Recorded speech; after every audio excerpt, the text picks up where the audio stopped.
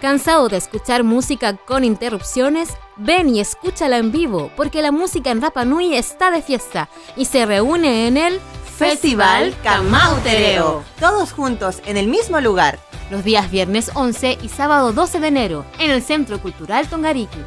Los invitados: Joe Vasconcelos, tenor Miguel Ángel Pellao, Moa Edmunds, los artistas locales: Mahani Teave, Topatani, Tumutapu, Taoa, Petietahi, Carayas, Maori Tupuna, Marcos Tuki, Jaumoana Pacarati, Enrique Ica, Deja Vu, Paquidermo, Eto, Vacaquina, Escuela de Música Toki, Mito y Fusión, Lontipaoa, Allen.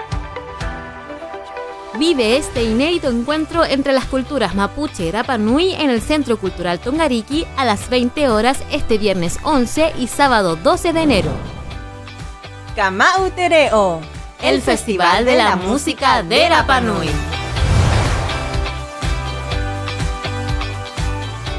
Financia Ministerio de las Culturas, las Artes y el Patrimonio, Gobierno de Chile. Colaboran Municipalidad de Rapa Nui, Hangaroa Eco Village y Spa. Organiza Corporación Municipal de Arte y Cultura Rapa Nui.